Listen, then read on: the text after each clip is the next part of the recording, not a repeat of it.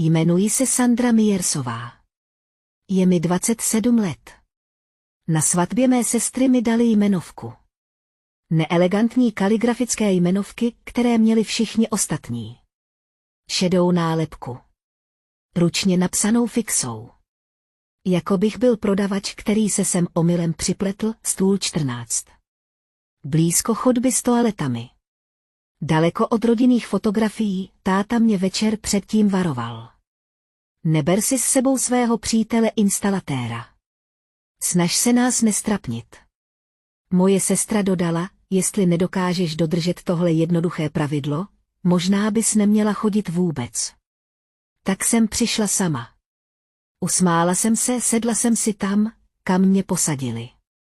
A v 17 hodin 45 minut jsem položila na stolek z dárky malou bílou obálku a odešla před prvním přípitkem. O 3 hodiny později mi volala matka a křičela, co jsi jim řekla. Ne, odpověděla jsem. Řekl jsem 6 slov. Těchto 6 slov matku úplně umlčelo. Než vám řeknu, co bylo uvnitř, věnujte prosím chvilku lajkování a odběru, napište do komentáře, odkud se díváte a kolik je tam hodin, ale abychom pochopili. Proč jsem udělala to, co jsem udělala, musím vás vzít 6 měsíců před onu svatbu. Vyrůstal jsem v Naperville ve státě Illinois, asi 30 mil západně od Chicaga, ulice lemované stromy, vynikající školy, domy s garážemi pro 3 auta a profesionálně upravenými trávníky, místo, kde není důležitá jen image, ale všechno. Můj otec, Gerald Myers, pracoval 32 let jako stavební inženýr pro stát Illinois, mosty, dálnice, infrastrukturní projekty. Jejichž realizace trvala roky, před 3 lety odešel do důchodu, ale o své kariéře stále mluví při každém rodinném setkání, při každé večeři. Při každém rozhovoru s cizími lidmi. Moje matka Patricia pracuje na částečný úvazek jako účetní v první presbyteriánské církvi v Naperville. Její skutečnou prací na plný úvazek je však řízení vystoupení. Ví, co kdo dělá. Zasedá v charitativních radách, organizuje finanční sbírky, prodej pečiva a setkání sousedských hlídek. A stará se o to, aby rodina Myersových vždy vypadala přesně tak. Jak má, když jsem vyrůstala, slýchávala jsem stále dokola stejnou větu. Nejsme bohatí, Sandro. Ale chováme se, jako bychom byli. Nosit se. Vhodně se oblékejte, mluvte opatrně, nedávejte nikomu důvod mluvit. Rodina Myersových si zakládala na image a já se brzy naučila, že mým úkolem je tuto image chránit, i kdyby to znamenalo, že se musím zneviditelnit. Moje sestra Vivian je o 5 let starší než já. Teď je jí 32 let. Když jsem vyrůstala, Vivian byla vším, čím jsem nebyla já. Byla sebevědomá, výřečná, ambiciózní, měla perfektní známky, dokonalé držení těla a dokonalý úsměv, kvůli kterému chtěl být každý v její blízkosti. Byla kapitánkou debatního týmu, královnou plesu, premiantkou. Na Northwestern University se dostala na částečné stipendium a v roce 2019 absolvovala jejich právnickou fakultu. Nejlepší 10% jejího ročníku. Po ukončení studia pracovala jako koncipientka v korporátní firmě v chicagské smyčce. Velká prosklená budova, významní klienti. Taková práce, při které rodiče zářili pýchou, kdykoliv se o ní zmínili. Chodila s muži s výraznou čelistí, drahými hodinkami a působivými pracovními tituly. Chodila na charitativní gala večery a oborové konference. Nechávala se označovat v příspěvcích na LinkedIn a fotografovat na networkingových akcích. Nikdy nikoho neuvedla do rozpaků, každé díků vzdání otec pozvedal sklenku a říkal něco jako: připijme si na Vivian, na další povýšení, na další úspěch, ona ze sebe opravdu něco dělá. Pak se na mě podíval, skoro jako na zavolanou, a dodal: Sandra si taky vede dobře. Dobře. To bylo vždycky to slovo. Neskvěle, nepůsobivě, dokonce ani dobře. Prostě dobře. Jsem učitelka na 2. stupni základní školy v Naperville. Jsem tam už 4 roky. Mám svou práci ráda. Opravdu miluju. Je něco kouzelného na tom, když se 7leté dítě poprvé naučí číst, ten okamžik, kdy si dítě konečně uvědomí, že se může podívat na symboly na stránce a pochopit, co znamenají. Pro tyhle chvíle žiju. Ale pro mou rodinu bylo učení usedlé, bylo to, co jste dělali, když jste nemohli dělat něco působivějšího. Záložní plán, ne kariéra. Pro jiné lidi fajn, jen ne pro Myerse. Jednou jsem přišla ze školy domů nadšená z průlomu u jednoho ze svých studentů, chlapce jménem Jalen, který se celý rok trápil. Konečně přečetl před třídou nahlas celou knihu. Ostatní děti mu tleskali. On plakal. Já jsem plakala, ten večer jsem o tom řekla matce u večeře. Zdvořile poslouchala, ve správných chvílích přikyvovala. Pak řekla, to je hezké, zlato. Slyšela si, že Vivian udělala z juniora partnera. Je ve své firmě nejmladší. Aha, řekla jsem, změnila téma tak rychle, že jsem málem dostal bič. Ten večer jsem se přestala svěřovat. Uvědomila jsem si něco, co jsem měla pochopit už před lety. Někteří lidé tě nechtějí vidět, už se rozhodli, kdo jste, a nic, co uděláte, to nezmění. Tak jsem se to přestal snažit změnit.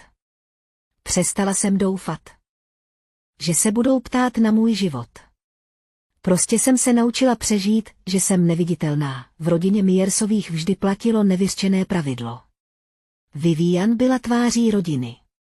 Tou, kterou jste se chlubili v kostele, kterou jste představovali na večeřích, tou, díky níž jméno Myers něco znamenalo. A já jsem byla ta tichá, což ve skutečnosti znamenalo, že jsem neměla moc mluvit, neměla jsem vyčnívat, měla jsem se usmívat, přikyvovat a držet se v pozadí, zatímco Vivian byla v centru dění. Otec to nikdy neřekl přímo.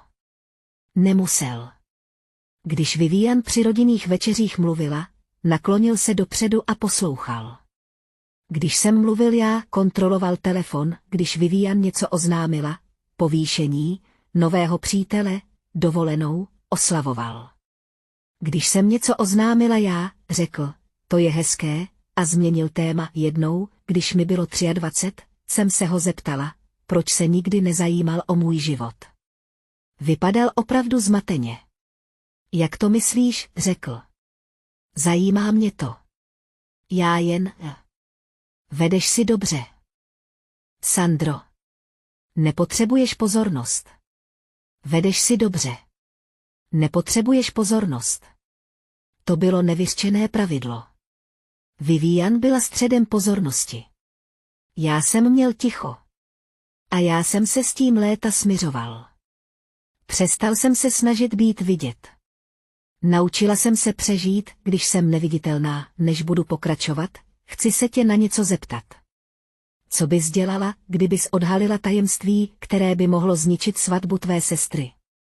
Řekla bys jí to? I kdyby vám nikdo z rodiny nevěřil, nebo byste mlčeli, abyste zachovali klid? Přemýšlejte o tom.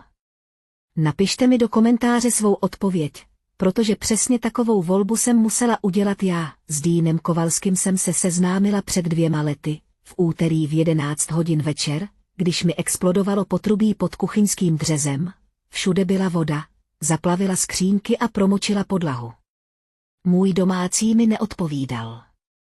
Zavolal jsem 4 pohotovostní instalatéry, první 3 měli buď zavřeno, nebo byli obsazeni až do rána. 4. mi řekl, že může někoho poslat asi za hodinu. Dean se objevil za 40 minut. Byl vysoký tak 2,60 cm, měl unavené oči, mozolnaté ruce a brašnu s nářadím, která vypadala, že už zažila 1000 prací. Nestrácel čas společenskými řečmi. Ukažte mi umyvadlo, řekl, následující hodinu jsem ho pozoroval při práci. Žádný zbytečný pohyb, žádný zbytečný hluk. Opravil trubku, vyčistil vodu, vyměnil poškozenou část obložení skřínky a všechno utřel. Když skončil, podal mi fakturu, vytáhl jsem peněženku a pokusil se mu dát spropitné, 20, což byla veškerá hotovost, kterou jsem měl. Zavrtěl hlavou. Vyčíslil jsem vám to férově, řekl. Kdybych si vzal víc, znamenalo by to, že jsem to neudělal.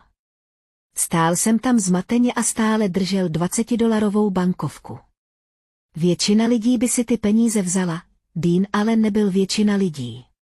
Bylo to poprvé, co jsem se setkal s někým, kdo myslel přesně to, co říkal. Deanu Kovalskému je 30 let. Vlastní malou firmu Kowalski Plumbing and Restoration. Jen on a 3 zaměstnanci. Ale než se stal instalatérem, měl jinou kariéru. 3 roky, hned po vysoké škole, pracoval Dean jako vyšetřovatel stavebních podvodů pro velkou pojišťovací společnost v centru Chicaga. Jeho úkolem bylo analyzovat pojistné události, kontrolovat poškozené nemovitosti a zjišťovat, kdy něco nesedí. Naučil se rozpoznat červené vlajky, finanční nesrovnalosti, skryté škody, úplatky dodavatelům, nadsazené faktury. Dokázal vejít do budovy a během několika minut poznat, jestli někdo lže o tom, co se tam stalo. Byl v tom dobrý, opravdu dobrý. Ale nesnášel politiku v kanceláři, nekonečné schůze, byrokracii. Takže po 3 letech dal výpověď. Vrátil se k tomu, co uměl, k instalatérství, koupil si ojetou dodávku, udělal si mistrovský průkaz a začal podnikat. Nejlepší rozhodnutí, jaké jsem kdy udělal, řekl mi jednou. Můžu pracovat rukama. Řeším skutečné problémy. A na konci dne přesně vidím, čeho jsem dosáhl. Ale dovednosti z jeho staré kariéry nikdy nezmizely. Dean si stále všímal věcí, které ostatním lidem unikaly. Stále četl situace jako dokumenty. Stále měl instinkt na to, kdy je něco špatně. Jednou řekl něco, na co nikdy nezapomenu. Živil jsem se opravou potrubí, ale většina netěsností na tomto světě není ve zdech. Tehdy jsem si myslel, že je to jen chytrá věta.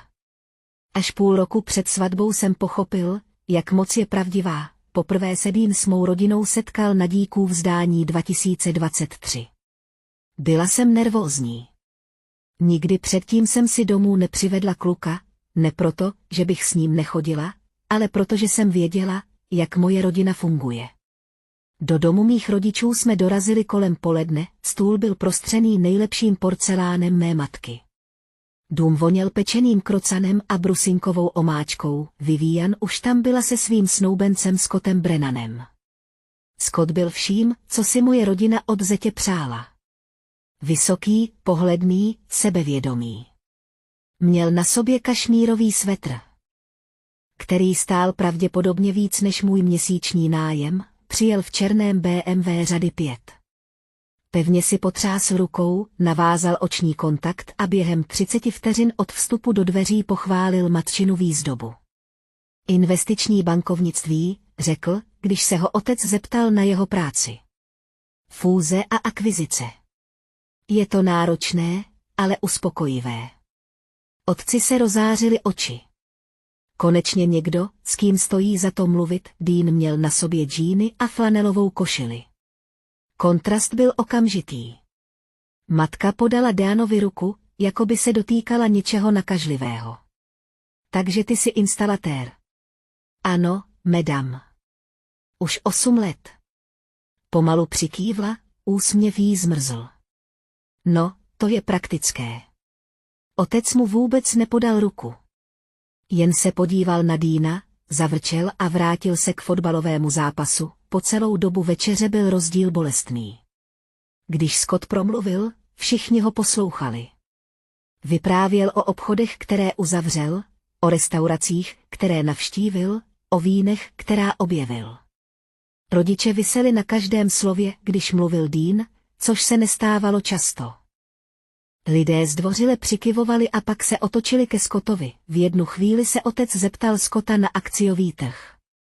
20 minut mluvili o portfoliích a investicích a o věcech, kterým jsem nerozuměla. Pak se máma zeptala Deana, tak co, máš nějaké koníčky? Ano, odpověděl jsem. Jakoby instalatérství bylo tak nudné, že musí potřebovat něco jiného, čím by vyplnil svůj čas. Dean se jen usmál. Když mám příležitost, opravuju staré motorky. Matka zamrkala. Aha, to je hezké. Pak se obrátila k Vivian a zeptala se na místo svatby. Po dezertu Scott vytáhl telefon, aby otci ukázal fotky svého bytu v River North. Právě jsem si ho vylepšil na dvoupokojový, řekl. Skvělý výhled na panorama města. Na otce to udělalo dojem. To je pěkná budova. Dobrá investice. Nikdo se neptal, kde Dean bydlí. Nikdo se neptal na jeho podnikání. Nikdo se ho na nic neptal, cestou domů jsem se mu omluvil. Dean jen pokrčil rameny. Lidé, kteří tě už odsoudili, tvoji obhajobu neuslyší, řekl. Budou jen čekat. Až přestaneš mluvit. Tobě to nevadí. Zeptal jsem se. To, jak se k tobě chovali. Chvíli mlčel. Co mi vadí? V březnu 2024 dostal Dean rutinní zakázku od společnosti spravující nemovitosti, výškovou nájemní budovu v River North, jedné z nejmódnějších čtvrtí Chicaga, mladí profesionálové, luxusní povrchové úpravy, střešní bazén, jednotka 1204, děravá trubka pod kuchyňským dřezem, standardní práce, měla trvat hodinu. Dean mi později řekl, že nevěděl, čí je to byt, dokud nevešel dovnitř a neuviděl na ledničce fotku, zásnubní, Vivian a Scott se usmívají, dokonalé. Dean říkal, že na ní chvíli zíral, pak si pomyslel, malý svět, a dal se do práce. Prvních 30 minut bylo všechno normální. Scott byl v obývacím pokoji, listoval na notebooku a občas si povídal. Pak zazvonil Scottův telefon a všechno se změnilo. Zatímco Dean byl pod dřezem a vyměňoval skorodovanou část potrubí, Scott vešel do obývacího pokoje, aby hovor přijal. Ale byt byl malý, otevřený půdorys, tenké stěny. Nebylo možné. Aby ho neslyšel, Scottův hlas se okamžitě změnil. Z ležérního se stal napjatý, ze sebejistého zoufalý. Říkal jsem ti, že ti to vrátím. Jen potřebuju víc času, pauzu. Ne, to nemůžeš udělat. Teď ho nemám. Potřebuju až po svatbě. Další pauza, delší. Její rodina má peníze. Až se vezmeme, něco vymyslím. Ona to neví. Nikdo to neví. Dean přestal pracovat. Zůstal úplně klidný, sotva dýchal. Hovor trval dalších 8 minut. Scott přecházel sem a tam, jeho hlas se zvyšoval a klesal. Když konečně zavěsil, dlouze vydechl, pak popadl klíče a řekl, že si musí odskočit na kávu. Nechal Deana v bytě samotného. Dean potřeboval Scottův podpis na faktuře, než mohl odejít. Zásady společnosti. Tak čekal. Zatímco čekal, všiml si něčeho na kuchyňské lince. Stoh papírů, otevřený, nestřežený. Dean se jich nedotkl. Nemusel, horní stránka byla vytištěna tučným červeným písmem. Konečné oznámení, probíhá vymáhání, $127,000. Pod tím byl dopis právníka z firmy, která se specializovala na vymáhání dluhů. V dopise byla zmínka o offshoreových sázkových platformách. Dean už podobné dokumenty viděl v dobách, kdy vyšetřoval podvody, přesně věděl, na co se dívá, na dluh $127,000 z hazardních her. A Scott netušil, že právě nechal celé své tajemství ležet na pultě, aby si ho mohl prohlédnout někdo cizí, protože pro Scotta Dean nepředstavoval hrozbu. Dean byl jen instalatér. Scott se vrátil o 15 minut později s kávou v ruce. Když ale uviděl Deana, jak stojí u pultu, ničeho se nedotýká, jen čeká, jeho tvář se změnila. Podíval se na dokumenty. Pak na Deana. Pak se vrátil k dokumentům, 5 vteřin ani jeden z nich nepromluvil. Pak se Scott zasmál, takovým tím nervózním smíchem. Hele, chlape, řekl, já vím, jak to může vypadat. Ale není to tak, jak si myslíš. Mám plán. Zvládnu to. Dean zachoval rovný hlas. Jsem tu jen kvůli podpisu. Jasně, jasně. Scott popadl pero a rychle fakturu podepsal. Pak se zarazil, dlouze se na Deana zadíval. Pak vytáhl peněženku a podal Deanovi $200 v hotovosti. Za tvou námahu, řekl Scott. A, jen tak mezi námi, jo. Co jsi viděl? Je to pod kontrolou. Není důvod se o tom někomu zmiňovat. Dean se podíval na peníze a pak se podíval na Scotta. Jsem tu jen proto, abych opravil tu trubku, řekl Dean. Vzal si fakturu. Spropitné si nevzal. Když se otočil k odchodu, všiml si něčeho na spodní straně faktury, Scott tam napsal poznámku svým vlastním písmem. Prosím, nezmiňujte se o tom telefonátu. Postarám se, aby to stálo za to. SB. Dean si tu fakturu nechal. Dean mi to neřekl hned. Odjel domů, 20 minut seděl v autě a přemýšlel, co má dělat. Jedna jeho část chtěla věřit, že to není jeho věc, jedna jeho část si myslela, že Scott měl možná opravdu nějaký plán, ale vyšetřovatel v něm to nemohl nechat být, ten večer otevřel notebook a začal pátrat. Vyhledal jméno Scotta Brennana a to, co našel. Všechno ještě zhoršilo. Nejprve Scottův profil na LinkedIn. Nebylo tam napsáno investiční bankéř, jak vždy tvrdil, stálo tam investiční analytik ve společnosti Midwest Capital Partners.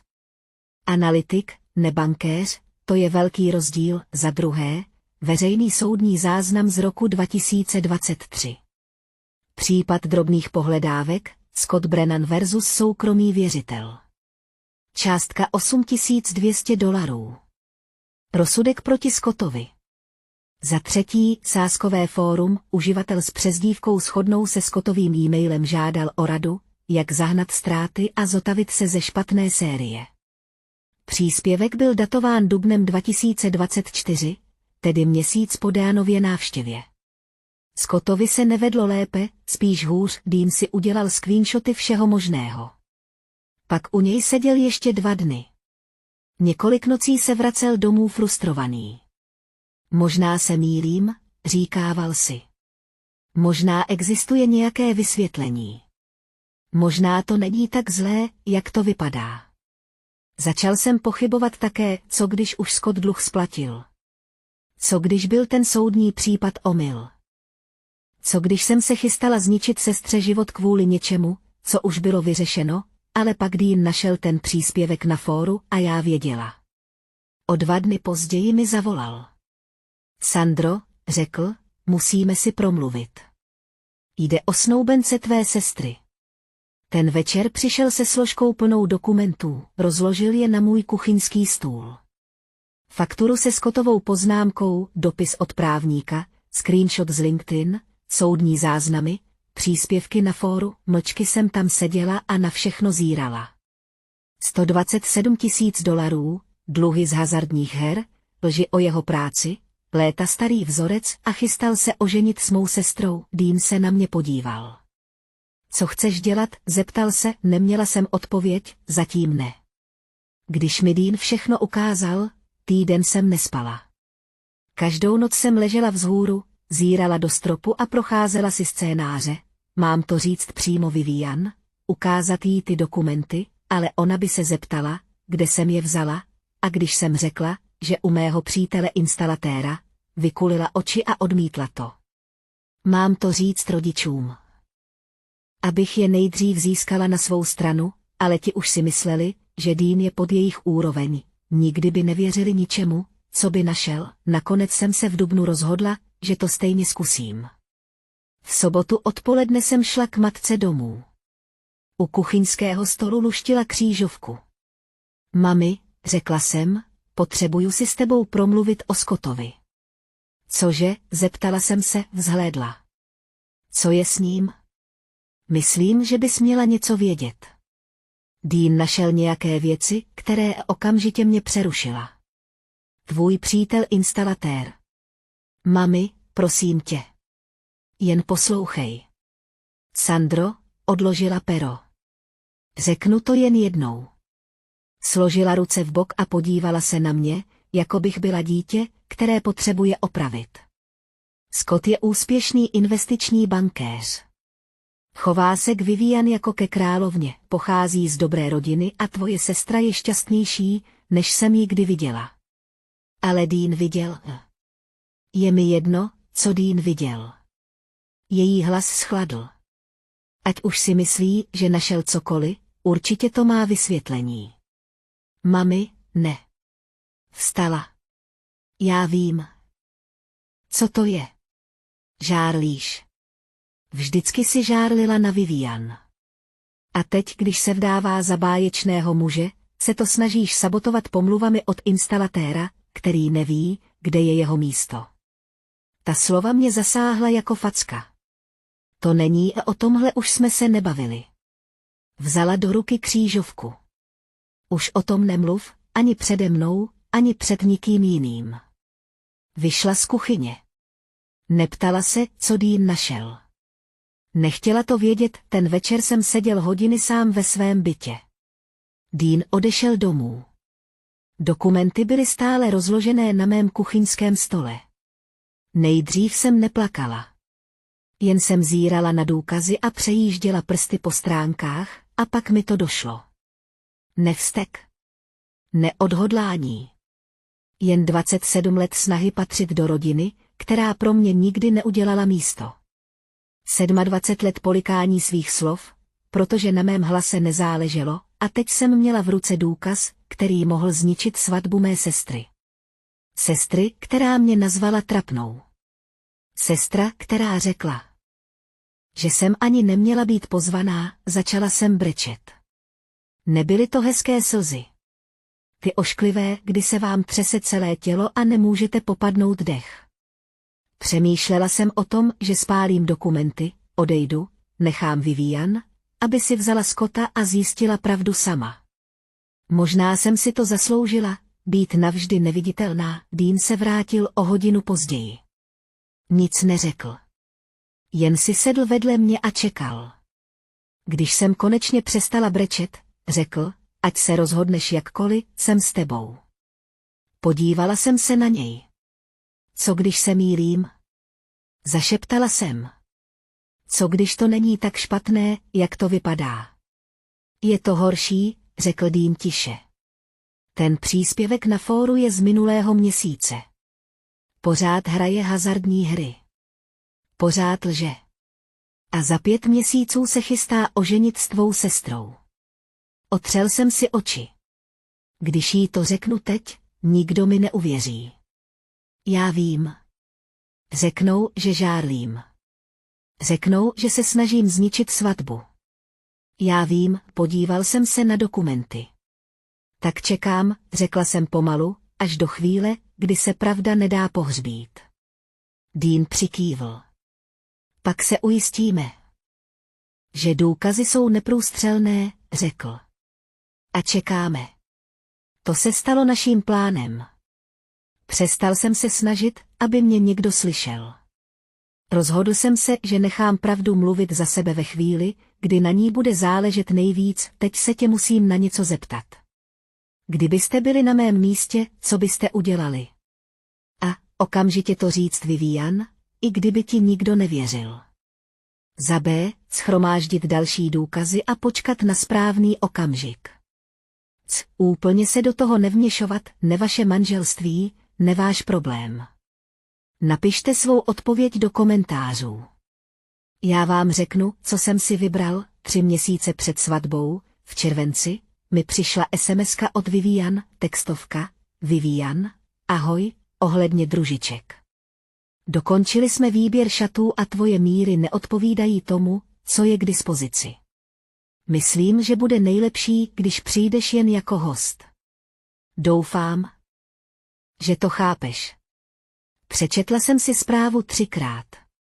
Moje míry neodpovídaly. Své přesné míry jsem jí poslala už před půl rokem. Nic se nezměnilo, o týden později jsem se dozvěděla pravý důvod. Vivian byla na svatební hostině a mluvila s naší sestřenicí.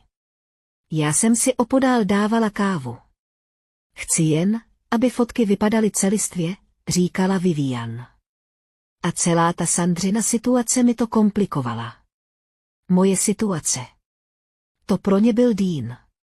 Nečlověk, situace, problém, který je třeba zvládnout, nehádal jsem se, nežádal jsem vysvětlení. Prostě jsem odepsala. Rozumím. Dej mi vědět, jestli můžu ještě s něčím pomoct. Vivian odpověděla emoji se vztyčeným palcem. To bylo všechno, 2 týdny před svatbou byl rodině e-mailem zaslán zasedací pořádek. Své jméno jsem našla úplně dole. Stůl 14, kousek od toaletní chodby, stoly 1 a 2 byly vyhrazeny pro nejbližší rodinu, rodiče, prarodiče. Tety a strýce. Nebyl jsem ani u jednoho. Byl jsem umístěn k náhodné sbírce otcových vysloužilých spolupracovníků a několika dalších, kteří se nikam jinam nevešli, napsal jsem matce. Stůl 14, blízko toalet. Mám tam být, zeptala jsem se, odpověděla mi o 20 minut později, tabulka už je vytištěná a odeslaná na místo konání. Nedělej povyk, o tebe nejde.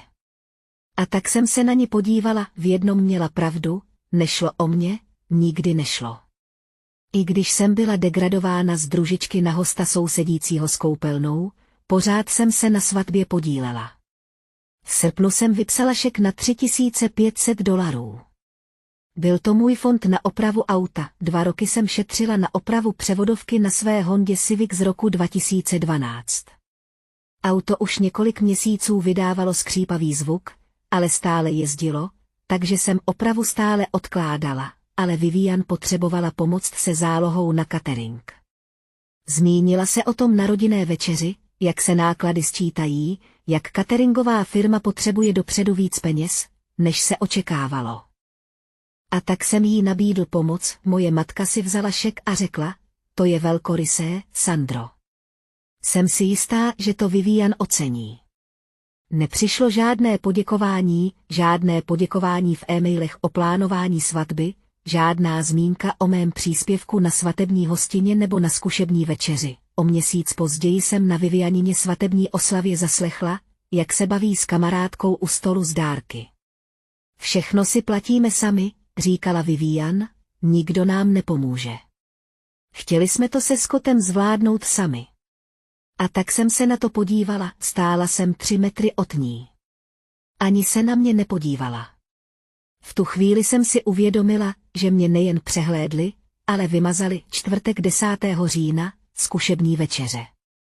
Ashford Estate, soukromý venkovský klub 30 minut od Chicaga. Lustry, bílé ubrusy, smyčcový kvartet v rohu. Přišla jsem sama. Námořnické šaty, nic okázalého, jakmile jsem vešla do dveří, zastavil mě otec. Odtáhl mě do postranní chodby, stranou od ostatních hostů. Sandro. Měl tichý hlas. Doufám, že zítra neplánuješ přivést svého přítele. Nemám. Dobře. Urovnal si kravatu. Jen se snaž zapadnout. Neupozorňuj na sebe. Přikývl jsem. Odešel bez rozloučení. Nezeptal se, jak se mi daří. Nezeptal se mě na jízdu autem. Neptal se na nic. Jen mi připomněl, že mám zůstat neviditelná. Po večeři jsem stál sám u okna a pozoroval západ slunce nad golfovým hřištěm, za sebou jsem uslyšel kroky. Vivian. Neusmívala se. Řeknu to jen jednou, řekla. Její hlas byl tichý, ale ostrý. Jestli nedokážeš dodržet jedno jednoduché pravidlo, žádný instalatér, tak se zítra neobtěžuj přijít. Neodpověděla jsem. Ani si neměl být pozvaný, pokračovala. Poslala jsem ti pozvánku jen proto, že na tom máma trvala. Táta tě chtěl úplně vynechat. Přistoupila blíž. Tak mi prostě nekaž den. O víc tě nežádám. Přijď, sedni si ke stolu, nedělej scény a odejdi. 2 z jejich družiček stály opodál. Všechno slyšeli. Vivian se na mě podívala a čekala na reakci. Jen jsem jí pohled oplatil. Žádný problém. Řekla jsem tiše. Hezkou noc, Vivian. Pak jsem odešla, každý řez ten týden byl malý, SMSky, zasedací pořádek, vymazaný příspěvek, varování, veřejné propuštění. Ale na konci jsem krvácela tak, že to nikdo nemohl vidět. Sobota, 12. října. Svatební den. To ráno jsem 20 minut seděla v autě a zírala na volant. Třásly se mi ruce. Co když jsem se spletla? Co když důkazy nestačily, co když jsem zničila sestřinu svatbu a nic se nezměnilo, zavolala jsem Deanovi. Nevím, jestli to zvládnu, řekla jsem. Chvíli mlčel. Neděláš to proto, aby si jí ublížila, řekl. Děláš to proto, že si zaslouží vědět, koho si vzala. Co když mě bude navždycky nenávidět? Mohla by, řekl Dean. Ale aspoň se dozví pravdu. Seděla jsem tam s telefonem přitisknutým k uchu a sledovala ranní světlo pronikající předním sklem. Dobře, řekla jsem nakonec. Dobře. Nastartoval jsem auto, na Ashfordovo panství jsem dorazila v 15 hodin 15 minut, sama, černé šaty, nic. Co by vyčnívalo? V kabelce jsem nesla malou bílou obálku, u odbavovacího stolku se koordinátorka podívala na svůj seznam a pak se na mě mírně zmateně podívala. Sandra Myersová. Nevidím pro vás žádnou jmenovku, podívám se na to. Ukázala na dalšího zaměstnance. Zašeptali si. Zamíchali další papíry. Nakonec se vrátila s šedou nálepkou. Moje jméno, ručně napsané fixou. Stůl 14, řekla omluvně. Je to kousek od chodby s toaletami.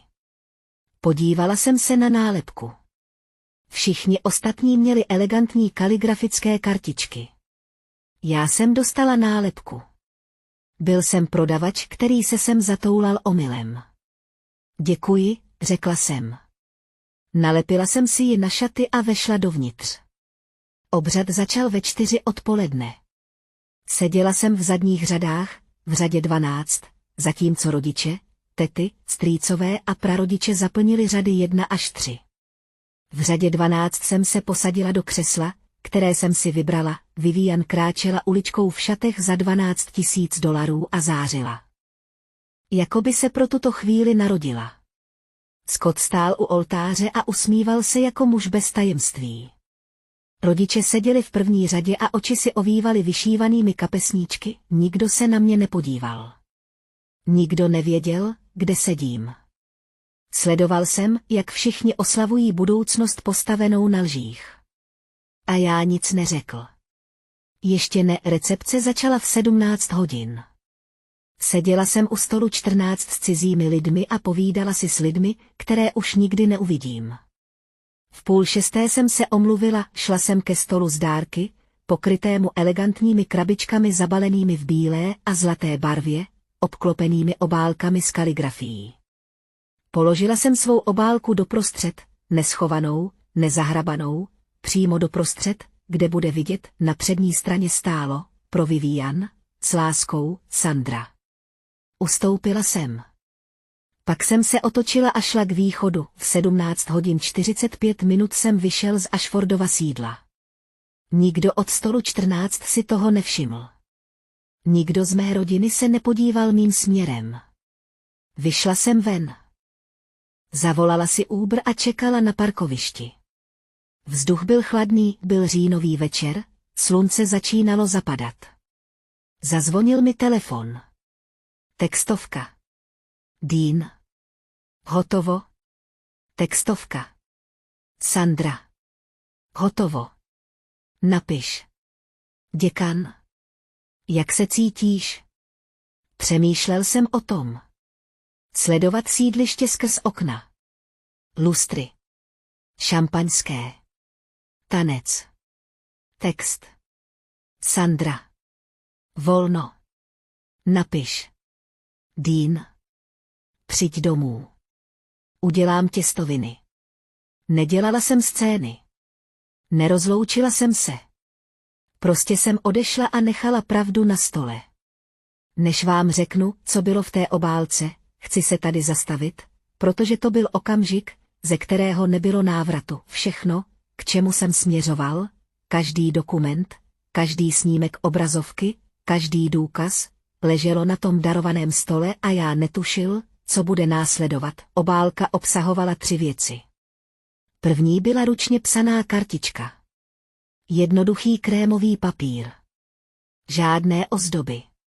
Milá Vivian, v dubnu jsem se to snažila říct mámě. Řekla, že žárlím. Věděla jsem, že kdybych něco řekla na svatbě, myslela by si totéž. Tak ti to říkám písemně, prosím.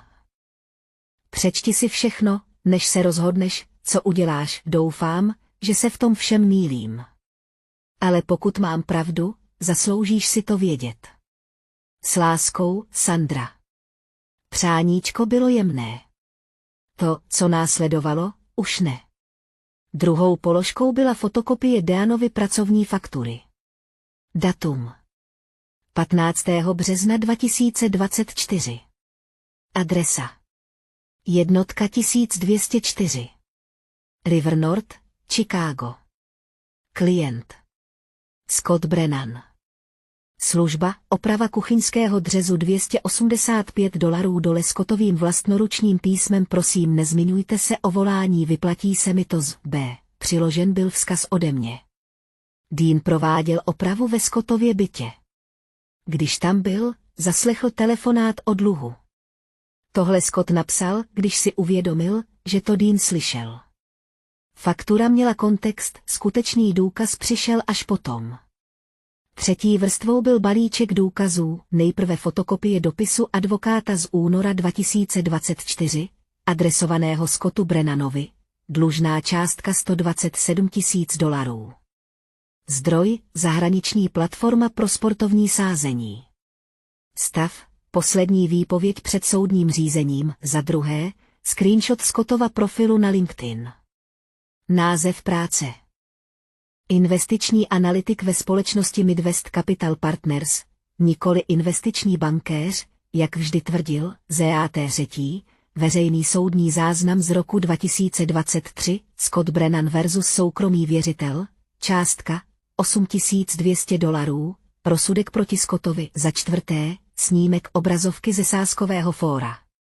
Uživatel se Scottovou e-mailovou adresou z dubna 2024, který žádá o radu, jak stíhat ztráty. A nakonec poslední poznámka. Taky jsem tomu nechtěl věřit, ale nemohl jsem vás nechat vstoupit do tohoto manželství, aniž bych věděl, že to, co s těmito informacemi uděláte, je vaše volba, Sandra. Nikoho jsem neobvinila. Nepožadoval jsem, aby zrušila svatbu. Jen jsem jí řekl pravdu. Bylo na ní, jak s ní naloží. Po večeři šla Vivian do svatebního apartmá, aby se před krájením dortu osvěžila. Její družička Megan šla s ní, na toaletní papír položila koordinátorka několik drobných dárků včetně bílé obálky s nápisem pro Vivian, s láskou, Sandra. Megan mi později řekla. Co se stalo? Vivian obálku se zvědavým výrazem zvedla. Sandra zašeptala. Co to? Otevřela přáníčko, přečetla si ho znovu. Pak vytáhla další dokumenty. Podle Megan se Vivian začaly třást ruce. Z tváře se jí vytratila barva. Listovala stránkami stále rychleji. Pak se zastavila. Dlouhou chvíli jen zírala. Pak zašeptala, ne. Ne. Ne. Ne. Megan se zeptala, co se děje. Vivian neodpověděla. Jen popadla dokumenty a odešla. Vivian našla Scotta u baru, jak se směje se svými svatebčany. Poklepala mu na rameno. Musíme si promluvit, hned. Scottovi se na tváři myhl úsměv, když uviděl její výraz, vedla ho do chodby za tanečním sálem. Megan ji v odstupu následovala. Vivian držela v ruce dokumenty. Je to pravé? Scott si papíry prohlédl. Jeho tvář prošla několika výrazy: zmatek, strach, vynucený klid. Co si zač? Je tohle skutečné? 5 vteřin ticha. Zlato, můžu ti to vysvětlit. $127 000, Scotte. Hazardní hry. Je to skutečné. Další pauza. Je to Není to tak zlé, jak to vypadá. Mám plán. Chtěl jsem ti to říct po líbánkách. Po líbánkách? Vivian se zlomil hlas. Vzali jsme se před 3 hodinami. Já vím, ale tvoje rodina má peníze. Můžeme to vyřešit společně. Vivian mu vlepila facku, zvuk se rozlehl chodbou. Moje rodina má peníze, zašeptala. Vzal jsi mě kvůli penězům mé rodiny. Ne, to ne, jdi ode mě pryč. Otočila se a vrátila se k tanečnímu sálu. Scott stál sám na chodbě, tváře měl červené a svět se mu hroutil. Rodinná pohotovost, soukromý pokoj, ihned, volal koordinátor. Krájení dortu bylo odloženo, v malé konferenční místnosti se shromáždily rodiny. Vivian rozložila na stůl dokumenty. Přečtěte si je, řekla, všichni. 2 minuty ticha, šustění papíru, otáčení stránek. Scottův otec Edmund Brennan, který se po celou dobu recepce chlubil svým synem, investičním bankéřem, se pomalu posadil. Jeho tvář zešedla, Scottova matka se rozplakala. Matka se podívala na dokumenty a pak na Vivian. Kde si je vzala? Vivianin hlas byl ledový. Sandra. Sandra? Matce se rozšířily oči. Tvoje sestra Sandra? Ano. Ta sestra, která se tě v dubnu snažila varovat. Pamatuješ? Řekla si jí, že žárlí. V místnosti zavládlo ticho. Matka otevřela ústa. Zavřela je. Znovu je otevřela. Pro jednou neměla co říct, po 25 minutách chaosu padlo rozhodnutí. V recepci se bude pokračovat. Proč? Protože na ně čekalo 280 hostů, cateringové společnosti byly zaplaceny, fotografie byly pořízeny a veřejné zrušení by bylo horší než soukromá katastrofa. Ve 21 hodin 50 minut se Vivian a Scott objevili. Přistoupili ke stolu s dortem, zvedli nůž a usmáli se do fotoaparátů, ale Meghan mi řekla, že Vivianiny oči byly úplně prázdné. Předváděla divadlo. Svatba skončila dřív, než ukrojila první kousek, než odešli, Vivian Scottovi pošeptala. Tuhle recepci dokončíme. Budeme se usmívat. A zítra mi vysvětlíš, jak přesně plánuješ využít mou rodinu, abys zaplatil své dluhy. Scott se usmál, Scott neodpověděl, jen přikývl. Na svatbě pro 280 lidí se chaos skrývat nedá. Jeden ze Scottových svatebčanů si všiml, že ho táhnou na chodbu. Všiml si Vivianina obličeje, když se vrátila, vyptával se, přes dveře konferenčního sálu slyšel útržky. Hazardní hry. 100 000. Lhal o své práci. Do 10. hodiny večerní slyšelo nějakou verzi příběhu nejméně 40 hostů, někteří odešli dřív a vymlouvali se na hlídání dětí a brzké odlety. Jiní zůstali a šeptali si za sklenkami šampaňského. Dokonalá svatba se rozpadala, jedna fáma za druhou, seděla jsem s Deanem na gauči a jedla těstoviny, když mi zazvonil telefon. Identifikace volajícího, mami, zvedla jsem to. Žádný pozdrav, jen křik. Co jsi jim řekla? Co jsi udělala? Zachovala jsem klidný hlas. Nic jsem jim neřekla. Nelži mi. Nelžu. Nechal jsem Vivian dárek. To je všechno. Zničil si jí svatbu. Ponížil si celou naši rodinu. Nadechl jsem se. Pak jsem řekl 6 slov. Řekl jsem ti to už v dubnu. Ticho, naprosté ticho. Říkal si, že žárlím, pokračovala jsem. Říkal si, že Dean neví, kde je jeho místo. Nechtěla si slyšet pravdu. Další ticho. Tak jsem se přestal snažit vyprávět a nechal jsem důkazy mluvit sami za sebe. Matčin hlas byl teď jiný, menší. Sandro. Dobrou noc, mami. Zavěsila jsem, Dean se na mě podíval. Jsi v pořádku? Zamyslela jsem se. Jo, řekla jsem. Myslím, že konečně jsem. Týden po svatbě se můj telefon stal bitevním polem. 27 zmeškaných hovorů od mé matky. 14 od mého otce. 0 od Vivian. Hlasové zprávy se pohybovaly od vzteklých po zoufalé. Hlasová schránka, máma, druhý den. Zavolej mi zpátky, hned. Hlasová schránka, máma, den třetí. Vivian nemůže přestat plakat. Brennanovi zuří. Všichni v kostele se ptají, co se stalo. Jsi spokojená? Hlasová schránka, táta, den čtvrtý. To, co jsi udělal, je neodpustitelné. Musíš se omluvit. Neozval jsem se. Dočasně jsem jejich čísla zablokoval. Šel jsem do práce. Učila jsem své studenty. Vrátila jsem se domů za Deanem.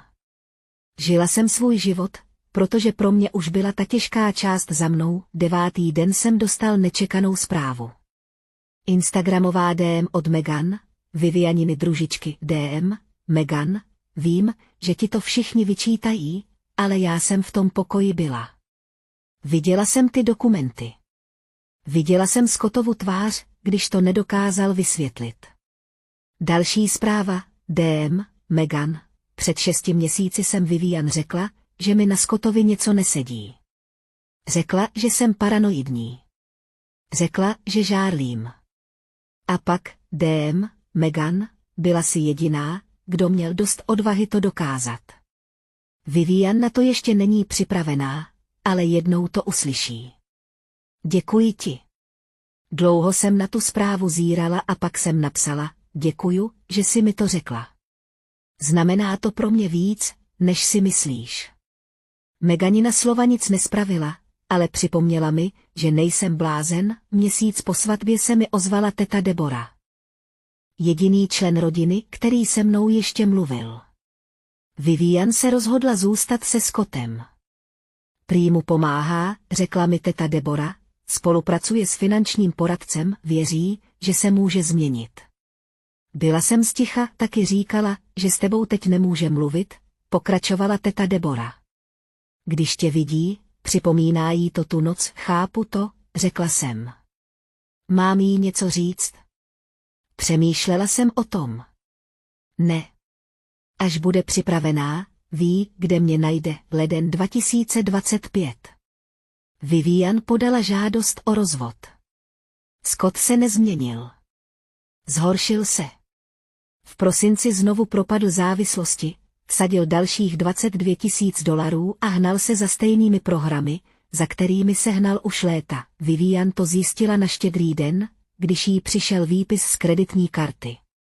O 3 dny později se odstěhovala, 2 týdny po podání žádosti mi zavolala, poprvé po 3 měsících. Sandro. Její hlas byl unavený, dutý. Vivian. Dlouhá odmlka. Měl si pravdu, řekla nakonec. Ve všem. Měla jsem tě poslechnout.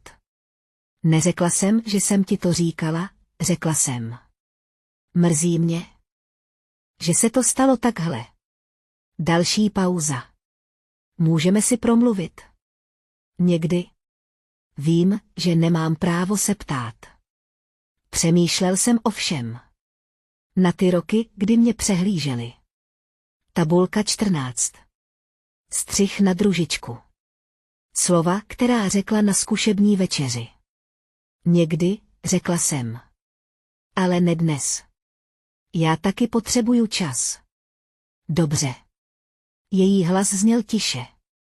Rozumím. Zavěsili jsme. Nenáviděl jsem ji. Ale také jsem jí nedlužil odpuštění za její rozvrh, teď je konec února 2025. Sedím ve svém bytě, v novém, trochu větším, s okny, která zachycují odpolední světlo. Dean je v kuchyni a dělá těstoviny. Je pátek. To je naše tradice, moje matka teď volá jednou za měsíc. Rozhovory jsou krátké, povrchní. Nemluvíme o svatbě. Nemluvíme o Scottovi. Otec mi nevolal od října, ale minulý týden mi něco přišlo poštou. Přání od Vivian. Žádná textovka. Opravdové přání uvnitř napsala: omlouvám se za stůl 14. Omlouvám se za šaty pro družičky. Omlouvám se za to, že jsem řekla, že si neměla být pozvaná. Zasloužila sis něco lepšího, než jak jsem se k tobě chovala. Nebylo to odpuštění, ještě ne, ale něco to bylo. Přáníčko jsem si pověsila na ledničku vedle fotky mě a Deana na školním zimním koncertě. Studenti mi vyrobili transparent, na kterém bylo křivými barevnými písmeny napsáno: nejlepší učitel všech dob, takový je teď můj život. Malé okamžiky, skuteční lidé, páteční těstoviny a přáníčko od sestry, která se mě konečně naučila vnímat. Nevím, jestli mi Vivian někdy úplně odpustí. Nevím, jestli mě rodiče někdy uvidí jinak. Ale vím jedno. Už mě nebaví čekat, až mě uvidí lidé, kteří se odmítají dívat. Skončila jsem s omlouváním se za to, že jsem řekla pravdu. Skončila jsem se zmenšováním, abych se vešla na rodinný portrét, na kterém pro mě nikdy nebylo místo. Dean vejde do obývacího pokoje se 2 talíři těstovin. Jsi v pořádku, zeptá se. Podívám se na něj. Tomuhle muži říkali trapas. Ten muž, kterého vykázali ze svatby. Ten muž, který viděl to, co nikdo jiný vidět nechtěl, jo. Říkám. Jsem v pohodě, řekli mi, abych si s sebou nebrala svého přítele instalatéra. Nevěděli, že on jediný viděl pravdu. Nevěděli, že jsem jediný, kdo má dost odvahy to říct. Já nejsem ta sestra, která zničila svatbu, jsem sestra, která odmítla dopustit, aby se ze lži stalo manželství. Vivian je teď volná. Ještě si to plně neuvědomuje, ale pozná to. A já taky. Někteří lidé stráví celý život čekáním na to, až je uvidí lidé, kteří je vychovali. Já jsem přestal čekat. Začal jsem žít. A smířila jsem se s tím, pokud jsi ještě tady, děkuji ti. Nebylo snadné tento příběh vyprávět, ale vím, že nejsem jediná, kdo si něčím podobným prošel. Možná jste ve své rodině ten tichý, možná jste byli přehlíženi, vymazáni nebo vám bylo řečeno, abyste zůstali v pozadí. Možná právě teď v sobě držíte pravdu, kterou nikdo nechce slyšet. Pokud jste to vy, vidím vás, napište mi komentář a řekněte mi to. Museli jste si někdy vybrat mezi zachováním míru a sdělením pravdy? Co jste si vybrali? Čtu každý komentář. Rád si poslechnu váš příběh, pokud s vámi tento příběh rezonoval, stiskněte tlačítko přihlásit se k odběru. Každý týden sdílím podobné příběhy, příběhy o rodině, hranicích a hledání vlastního hlasu. Děkuji, že jste mi naslouchali. Tohle byl můj příběh. Ale možná je to svým způsobem i ten váš.